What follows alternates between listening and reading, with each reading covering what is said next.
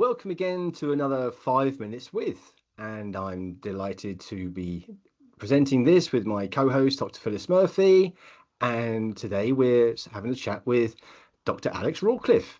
Alex, dive in, tell us about yourself, sir. That horrible question.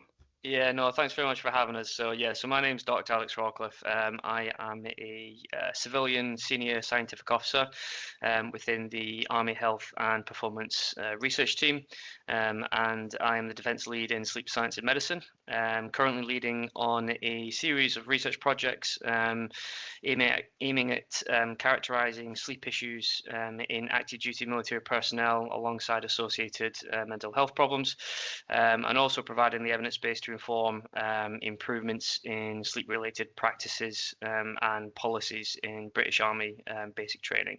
And as part of that big mission of mine is to try and improve the culture surrounding sleep within these unique cohorts, obviously as a means of trying to optimize not only their operational effectiveness, but also just their general health as well. So that's me. What an interesting role, Alex, for sure. It sounds it sounds fascinating. Very interesting area. I have been reading a lot about some of the veterans research that's been done on the other side of the pond as well. So it's always been an area of interest for us. And I know, Adrian, you are you've got a passion for insomnia, haven't you? I have now, yeah. It was always sleep apnea, but then the insomnia sort of bug bit me, and then of course we get into COMISA. But I really hear what you're saying, Alex, because I was that serviceman in the blue uniform, briefly in the green uniform, the culture aspect, I think, and you mentioned basic training. I mean, sleep was a luxury in basic, so do you have a sense of prevalence within the military population of sleep disordered breathing, Alex? So it's a really great question, and within our trained personnel, even our basic training cohorts, we don't really have a good grasp on the exact prevalence or severity of these common sleep disorders. Obviously, insomnia being one of them. Sleep disordered breathing. You mentioned COMISA as well, but and also alongside other sleep disorders, parasomnias, nightmares, and things like that, which are obviously quite frequent because of the demands in which that personnel are exposed to. However, what a part of my part of the work that I'm doing at the moment is exactly that. So I've set up, and it's currently in review with the Army Scientific Assessment Committee, to basically look and define the prevalence of sleep disorder symptoms and associated mental health issues within trained personnel. And that's not just Army, so we're working with Defence Medical Services, and this is pan defence, so this is Army, Navy and Air Force. We're stratifying by service, but also by sex as well.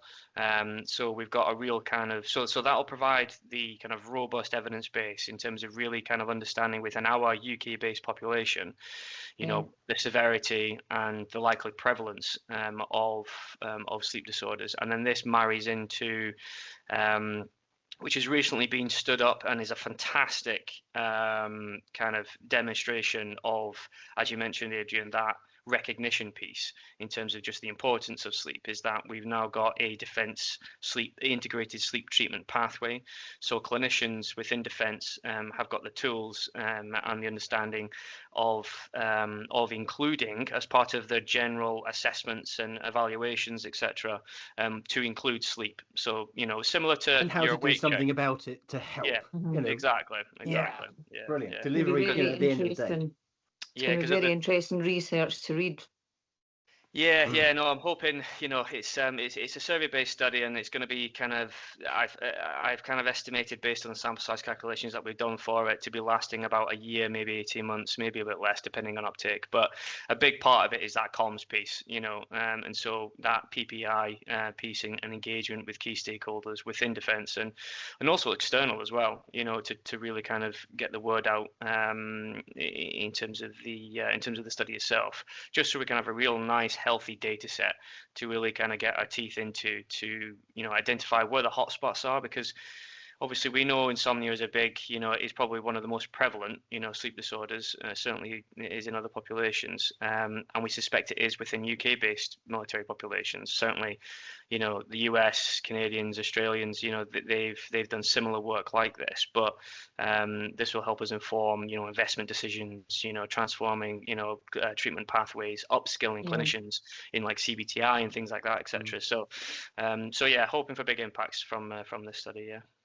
Well, it has multiple ramifications. Here we are as a sleep sort of little bubble, and we know that. So, but yeah, there's multiple ways in which it should inform and then influence change. On that note, talking about cohorts and participants, it brings us nicely to the awake check, which is what we're here to talk about. So the awake check, just to recap, combines the stop bang to identify symptoms of sleep apnea and the insomnia severity index, so for symptoms of insomnia. Put the two together, gives us some indication. But right now we're what, about 1,300? 1,351, I think. There you go. Look at that, on the money. Targeting about 5,000. We had thought to stop end of April, but depends on engagement. We'll just keep going until we get to 5,000. Thoughts on that one, Alex, before we wrap? Yeah, no, I think Awake Check, a national, obviously public health initiative, set up specifically to obviously combine the evidence base, to raise awareness, fantastic initiative. And I think, it not necessarily, I think the real nice thing about Awake Check is the way that it's been set up and designed, and the platform in which that it's on. It's rather than, and we see it a lot, and I'm not a clinician, but from colleagues of mine within clinician, who work within hospitals and clinics, etc.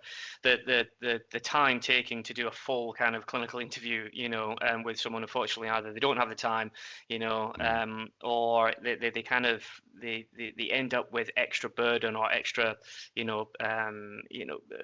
needing to do extra work on top of trying to assess data and then determine outcomes, etc. stuff.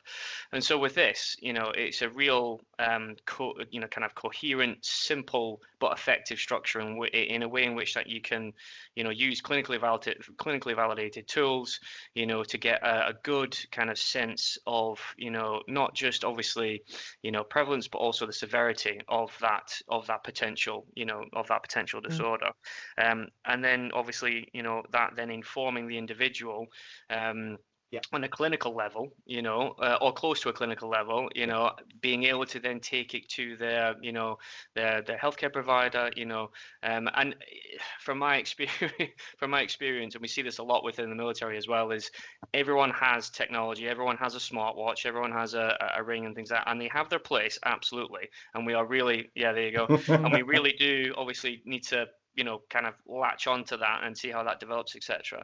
But being able to provide, information that clinicians are confident in, to inform their decisions, I think is a big step forward. So yeah, no, I think overall you guys have done a fantastic job setting this up.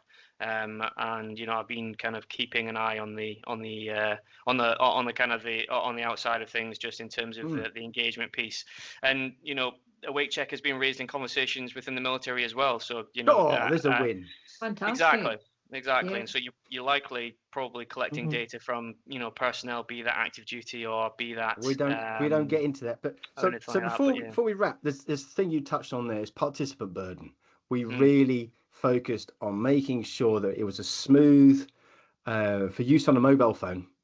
5 minutes. Real life, 5 minutes on a phone, nice and easy, and actually valid to the individual, and and with the next steps, and then build this data set nationally. Thank you. I think at this point, let's wrap it up. Thank you very much, Dr. Alex. Thank you for talking to us, and I'm looking forward to your research when it comes out. Indeed. No, thanks very much, and we'll definitely stay in touch. Yeah, absolutely. All right. Thank you very much. Take care now. Bye-bye. Cheers now. Bye. Thanks.